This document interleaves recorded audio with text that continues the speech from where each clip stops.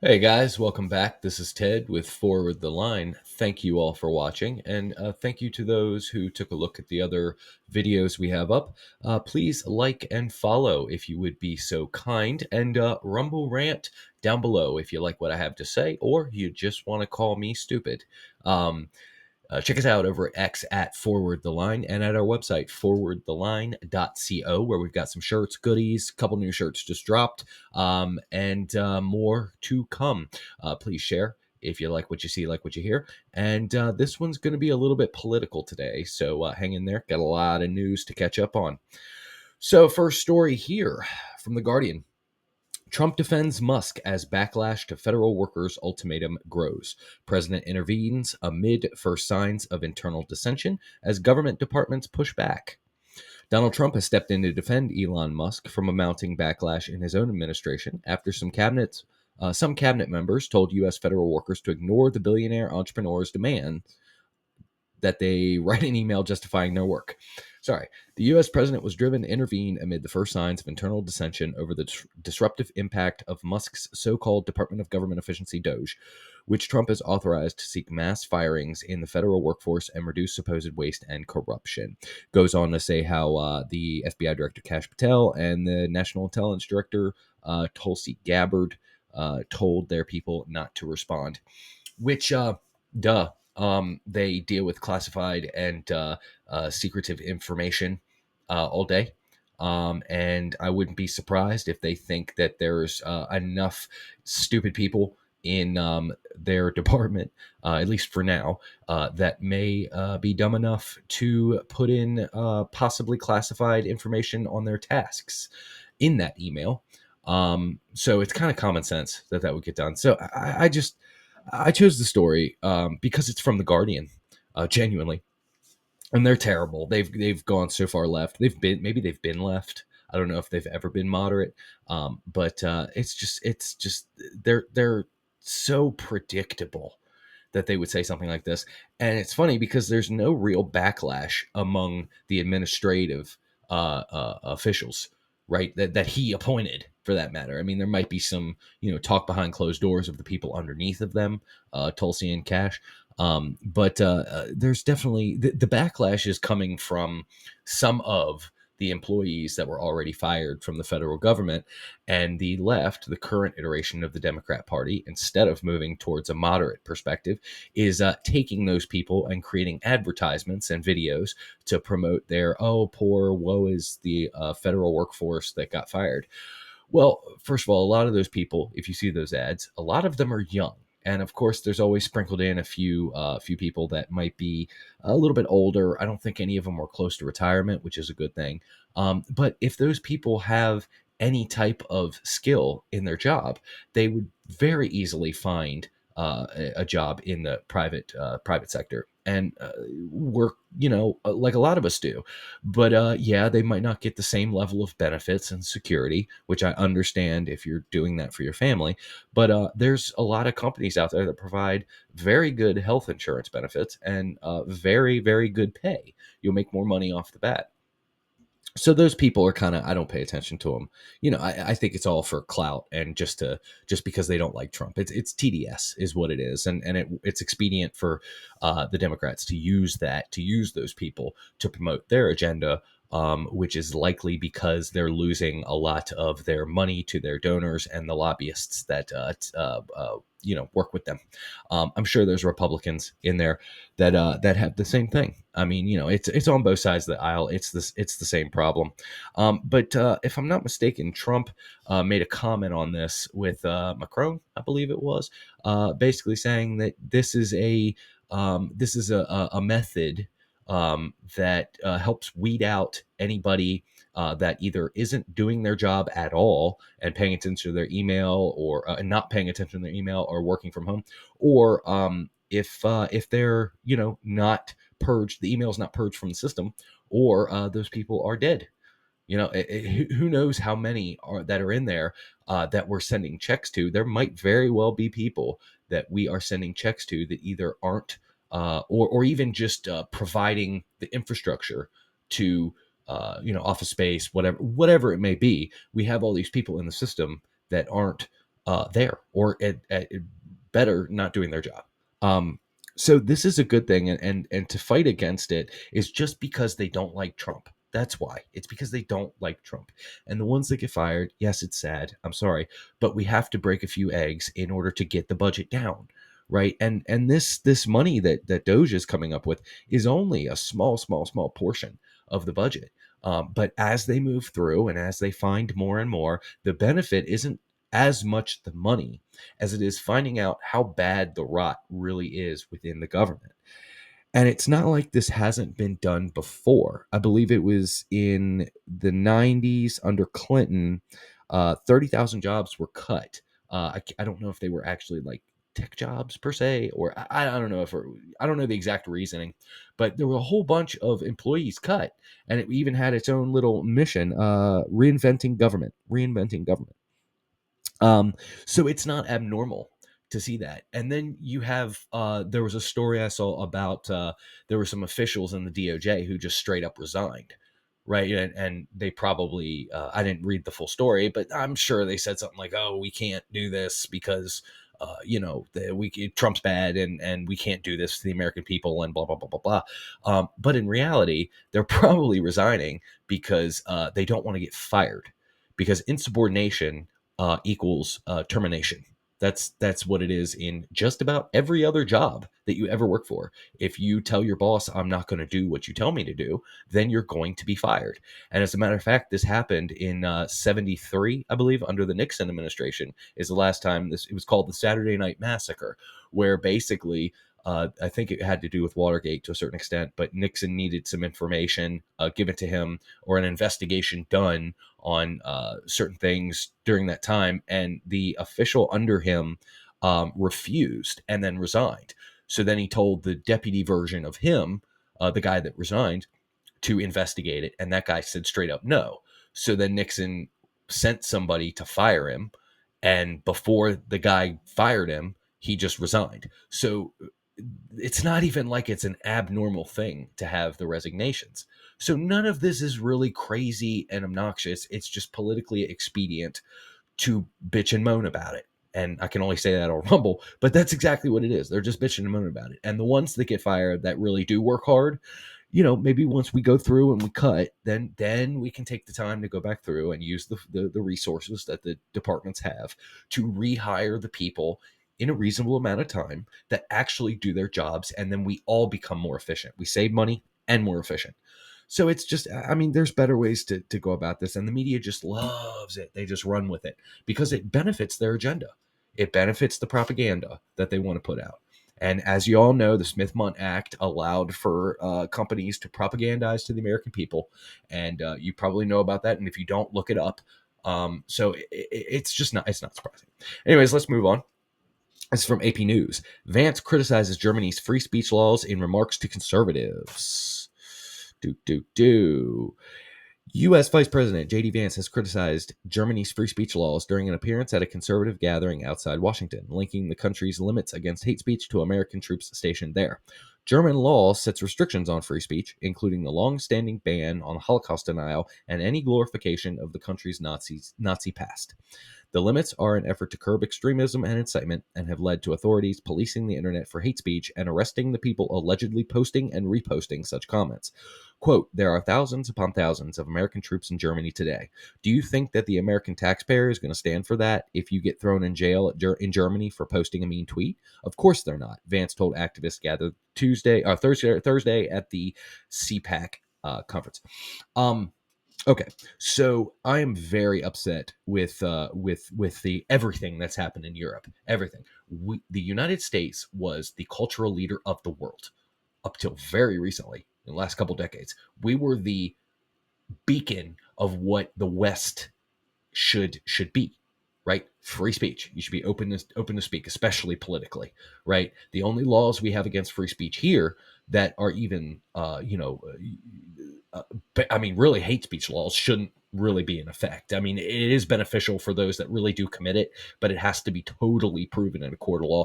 And sometimes they use it as leverage to try and get, or in the media, they use it as a spin because it fits their narrative. But that's what we have here. We have hate speech, or not hate speech, hate crime laws that are an additive to a actual crime. So assault, and if they can prove that the assault was racially motivated, you would get a extended time because of the hate crime laws, which I'm sure you all know. And then because of we had to clear up, what is it, Brandenburg v. Ohio, that basically said offensive speech is not at all a problem. You can be offensive, and then if you make threats, if you make direct threats, that is against the law. So there are limitations, but other than that, you can say whatever you want. The fact that Germany is literally going into people's homes and arresting people because they post a nasty tweet is so Orwellian that I'm really shocked that somebody, like, I could see Russia doing that. I could see China doing that. I could even see Ukraine doing that, right? But a NATO country that we give money to, that we station troops in their country, the American people truly, like they said, would not put up with that. We should absolutely advocate as the cultural leaders of the world that we should do that. As a matter of fact, what is it? 36,000 cases were prosecuted in 2023, $50 million in fines, and the U.S. spends 88 million on bases I don't know if that's Germany or in Europe, but it's probably Germany.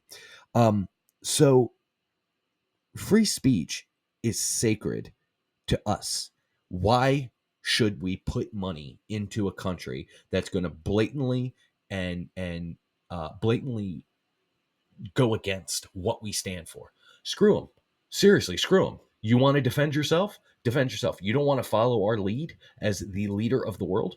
Too bad. All right, deal with your own problems. Deal with your own problems. Your people hate you. Your people don't want to deal with you at all.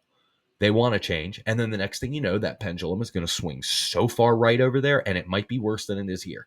Here, it swung so hard, we got Trump and Vance, which really, Trump is a 90s Democrat, right? And Vance is, I mean, he's a conservative, sure, but he's definitely a new conservative. New, not neo. He's a new conservative versus what they were during the Bush administration. So we got them.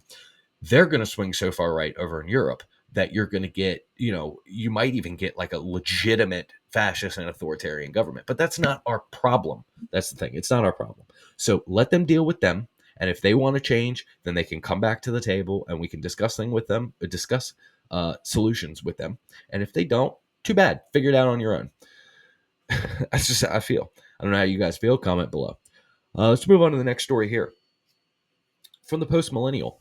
UPenn slashes graduate admissions as cost savings measure over NIH funding changes. School has $22 billion endowment. $22 billion endowment from the federal government. One university, $22 billion. That is nuts. Interim School of Arts and Sciences Dean Jeffrey Kahlberg at the University of Pennsylvania has said that in order to save on costs due to a change in the amount of funding the college may get from the National Institute of Health, the school will be cutting graduate school admissions. UPenn, as of last June, had an endowment of $22.3 billion. The NIH funding change could amount to the school losing $240 million. Good. Good.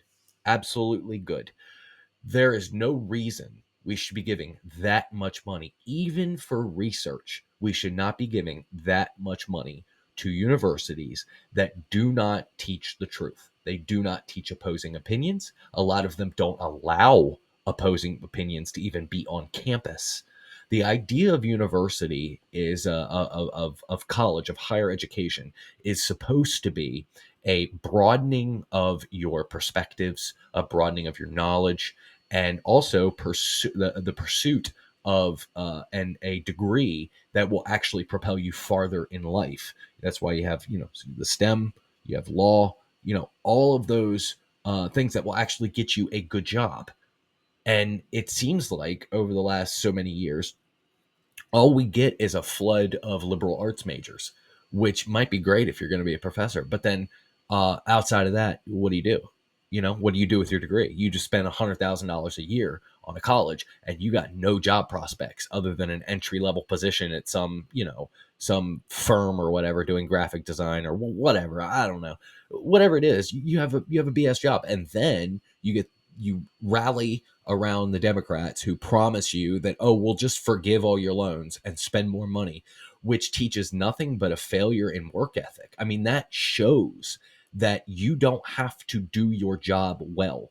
You can go to school, waste money, get a ridiculous loan, get yourself so far in debt that you're stressing about how to make your payments and you can't make your bills. And then Big Daddy government just comes in and says, oh, we got you. We got you. You made mistakes in your life, but we'll just save it. When you make mistakes in your life, you learn from them. When you get the government to bail you out, you're not learning anything. And then you're just codifying the idea of continuing these this repetitive cycle of these universities going and finding 18-year-old 17-year-old high school and recent high school graduates and straddling them with so much money it's almost a mortgage, and then go to school for 4 years, learn absolutely nothing, get woke, crazy leftist Marxist ideology jammed down your throat so far that that's all you can think about. You get these kids, and it's almost every kid I see in universities and colleges across the country have no idea what a conservative perspective is. A lot of them don't have any idea what a libertarian perspective is. All they know is the one narrow focus of current iteration progressive liberalism. The idea of disaffected or the idea of liberal classical liberalism died, and that's why you had a movement to Trump from libertarians, disaffected liberals, and a couple other things. Right, my brain just blanked, but I'm very glad that we are actually putting some pressure on these universities to make a genuine change, right? And if you need $22 million from the government, or what, 22.3 billion dollars from the government to fund your research, then you have a money problem, and you are a business. You are not a public. I mean, you might be a public university, but you should be on the market, free market. If you're not doing the right thing, you don't get students. So do the right thing, balance your books, get your students, teach the right thing, have them learn, and make productive American citizens, not crazy leftists that put us in certain situations where there's no middle ground, none. That's where we've gotten, where you're allowing, where you there are some that truly believe in it, but the others that don't believe in the transgendering of children, even if they disagree with it and think it's wrong, they still are so passive that they allow it because they think the other side is genuinely evil. They think the conservatives and the Republicans are genuinely evil demons. That's what they think. Majority of them. They think that they're only out to get the American people, when in reality, there's bad people on both sides. There's good people on both sides. To spin a narrative like that is actually reminiscent of what Mao did, of what Stalin did. I mean, Mao specifically, basically stating that the other side are evil. He literally did that with the Hans. And actually, they were talking about that on Timcast recently. Phil Lamonti was, and he made an excellent point relating those two things. I mean, really, that's what that's what they're doing as those liberal students getting out of school. So it's unacceptable. We can't do it. If there needs to be a pressure on this. What we really should do is we should stop them by law, which I'm not a fan of regulations, but we should stop them by law from roping these kids, 18-year-old kids, into a mortgage sized loan. There needs to be some safeguards there because they just keep making money and making money and making money, and their rates don't drop. I wonder why. It's because you're getting a bunch of money from the government, and you don't see the need to function like a business. You just see, I'm going to function like the rest of the federal government does and just keep spending money arbitrarily until the money runs out, and then figure it out then. I mean, it's the Social Security plan, spend money until we run out. It's the Medicare plan. Why not? Let's just do it in a university. I'm so happy this is happening. I'm so happy. I want to see more of it. I want to see the research continue to be, done. and we can find a different way to fund it. And the universities should find a better way to fund it. And that's what they're going to use against it. Say, oh, now we don't have research on medicines and we don't have research on, blah, blah, blah, blah. But no, figure out a better way to do it. Anyways, I'm rambling. So I got two more things to show. And these aren't really stories, but they're very interesting. I thought you guys might want to know. So we are going to give me a second here. All right. So this is from X. This is not an actual news story. This is just a culmination of posts that have been kind of condensed down to show this certain thing happening. So, anyways, FBI files on Epstein allegedly being deleted. A whistleblower has alleged that the FBI is deleting files related to Jeffrey Epstein's case, sparking discussions on social media and pressure from Rep. Anna Paulina Luna's task force, which is also seeking the release of JFK assassination records. These claims are under scrutiny with no confirmation from official sources yet. I want to make that clear. This is just me opining over it, right? But this does not surprise me one bit. The elite that are on that list, the people that are likely still in power on that list, they can't let it get out. They're going to do anything to avoid the American people have any truthful desire of accountability for those people, because you got Clinton on there, you got Gates on there, who knows, or not Gates, yeah, Bill Gates on there. So you've got all these people that are going to be on that list that have power, and they will not let that happen. They're going to keep kicking the can down the road and keep saying, oh, we got to do this, oh, we got to do that. If the American people find out that the CIA killed JFK, if they find out that the FBI had MLK killed, and if they find out who in power currently today from around the world are on Jeffrey Epstein's list, there's going to be a literal revolution in this country. And no, it might not be violent. I hope it's not violent. I don't think it will be. But the trust has already gotten so low. I think it's at 28% of a certain part of the government. I should have that statistic. But it's so low that if stuff like that came out, you would even get the boomers that voted Democrat, the boomers that voted against Trump in the primaries. Even they would be like, okay, I was wrong. I was lied to about all this. It was bad enough that I caught the media lying to my face, and now I'm starting to look elsewhere for my information. But now you're saying that the government hid something from me from my entire life that I experienced. I watched it on TV when JFK was killed. And you're telling me that everything you told me is wrong and a lie, and you covered it up. You have no idea what's coming after that. You have no idea. And as a matter of fact, I hope they do, because if there's gonna be these type of hatchet changes, axing changes, then we might as well throw all the cards on the table and rip all the bodies out of the closet. Let's fucking go. Let's fucking go. Do it. Here's the other thing I wanted to show you guys. This is from the House Judiciary GOP. Breaking. New disclosure reveals that the Biden IRS leaked taxpayer information over 405,000 Americans, including President Trump's. The IRS's admission confirms that the committee's suspicion and recent reports that show the scope of the leak was much broader than what the Biden administration's IRS initially led the public to believe. In May 24, an IRS spokesman stated that more than 70,000 taxpayers were affected. We found out that it's actually over 405,000 taxpayers. I'm not shocked at all. Just like the other thing I brought up with the Epstein, I'm not shocked. The lies that came out of the last administration, and probably the amount of lies that came out of previous administrations before that. It's just political tools. It's political tools, and the people that work for those leaders, the people that worked for Biden, they like their jobs. They like the money that's pouring in. The other politicians involved liked the USAID money. They liked the lobbyists. They liked the sponsors and donors to the PACs. They liked all that. So why would you tell Americans the truth? What benefit does that give them at all? Gives them none. They get nothing out of saying the truth.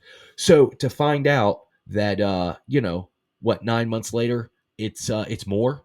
I mean, come on. The difference between a conspiracy theory and the truth is about 8 to 9 months. So I mean, But anyways, it's nice to hear that it came out, because at least we can get some truthful information coming forward, so that we can that we can at least know what's going on, and maybe as a country try and hold them more accountable. And yeah, I wish we could agree on a lot more things. I really do, between the left, the right, and the libertarians. But at least let's come together over government corruption, because we all live in this country. No matter what you feel about abortion, no matter what you feel about taxes, we all live here. And if the people that we elect to lead us are specifically pooping all over us every day, lying to our face and telling the media to do the same, then they need some accountability, and we need to know. So I'm glad to see this from the GOP. I'm surprised they actually put this or at least got this information. It's not massive, but it's just another thing to put on your hat, saying I knew I was right. I knew I was right. I knew they were lying. So, anyways, I'm gonna wrap it up there, guys. Thank you so much for watching. I appreciate you. Please like and follow and share if you would. Check us out at forwardtheline.co. And thank you. And I wish you well, and live your life happy, healthy, and successful.